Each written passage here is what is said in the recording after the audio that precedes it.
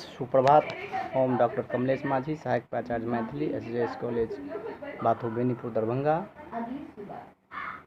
आइ हम पुनः उपस्थित छी अहाँ सभक जे शास्त्री प्रथम वर्ष में एकटा कथा संग्रह धरती माता अछि जे कि रामदेव बाबू के लिखल छनि। एहि कथा संग्रह के अंतर्गत आइ हम जे छै एकटा कथाक शीर्षक अछि बोतल। गाँव घर में सबटा बुझैत हेबै, जानैत हेबै बोतल केकरा कहै छै। बोतल अर्थात एकटा लंबा सा वस्तु होइ छै जाहिमे देखैत हेबै बहुत रास जे से मेडिसिन सब सेहो रहै छै बोतल में नै, और आयल सब सेहो जे से भेटै छै, जेना मस्टर्ड आयल ई सब जे से बोतल में रहै छै। बोतल प्लास्टिक के हो वा कांच के, शीशा के, वो बोतले कहलाई छै। एक्चुअली हम सब एई बोतल शीर्षक कथा पर जे से प्रकाश दऽ रहल छी।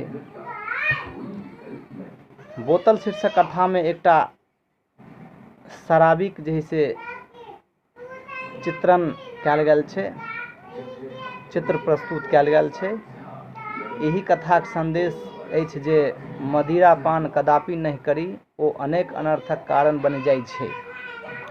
आब एई बोतल शीर्षक कथा में कथाकार बहुत ही जे से ग्राम्य जीवन में जे देखलखिन या जे मदिरा पान केला के बाद लोग केना जे छै ओकर जे से माइंड बदल जाय छै, माथा बदल जाय छै। एकटा हम सब इंटर में सेहो पढ़ने रही, imp and the peasant breed.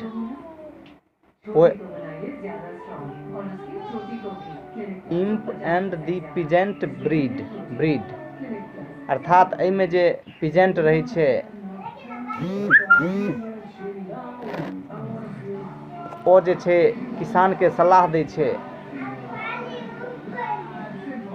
बोधका जे से बनाबऽ के लेल, और वो बोधका बनेला के बाद जे जखन किसान अमीर भऽ जाइ छै तऽ ओकर जे माथा रहै छै, मेंटलिटी रहै छै, ओ बदल जाइ छै। और अंतोगतवा ओ जे से शराब के एते सेवन करऽ लगै छै, बोधका के एते सेवन करऽ लगै छै कि अपन भाई भतीजा, अपन सगा संबंधी के नहीं पहचानै छै, अर्थात वो जानवर के तरह करऽ लगै छै। तऽ एहि बोतल शीर्षक कथा में सेहो कथाकार स्पष्ट रूप से जे से गाइड कर रहल छी, संदेश दऽ रहल छथिन जे शराब के जे दुष्प्रभाव छै, शराब पियै से पहले और शराब पीला के बाद जे लोग के ओकर फिजिकल गतिविधि के यदि गणना कयल जाए, देखल जाए तो बहुत जे से अंतर भऽ जाइ छै। शराब पीला के बाद लड़ाई झगड़ा के सेहो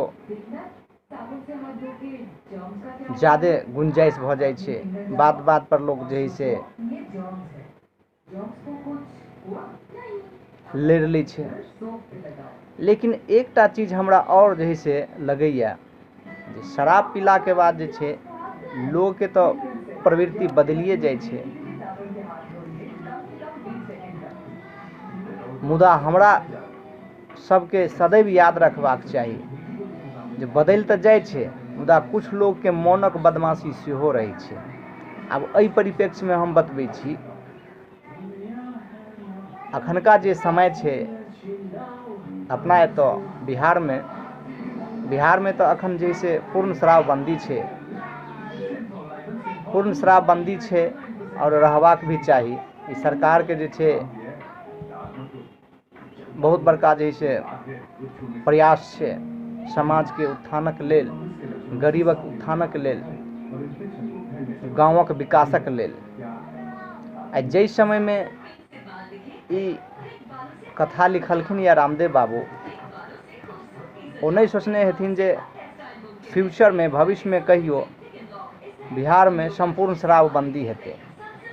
आइ जे ई शीर्षक छै बोतल, देखियौ कहल जाइ छै जहाँ न जाए रवि वहाँ जाए कवि। रवि अर्थात सूर्य के प्रकाश जतऽ नहीं जाइ छै ओतऽ कवि के दृष्टि चलि जाइ छै। ई कवि कथाकार जे छथिन हिनकर दृष्टि गेलै बोतल शीर्षक जे है से कथा पर, और वो लिख देलखिन। आइ वर्तमान में देखियो सरकार के तरफ से सेहो छै पूर्ण रूप से शराबबंदी।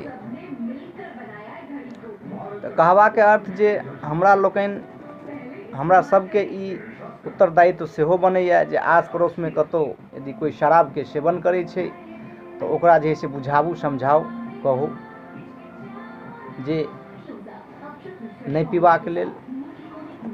एकरा सेवन केला से शरीर पर दुष्प्रभाव होइ छै, बहुत प्रकार के जे है से बीमारी उत्पन्न भ जाइ छै। कतौ कतौ तो अखबार सब में सेहो देखलियै जहरीली शराब पीला से कते गोटे के जे है से मौत भ गेलैया। तैं नहीं पीबाक चाही, एकदम नहीं पीबाक चाही। धन्यवाद।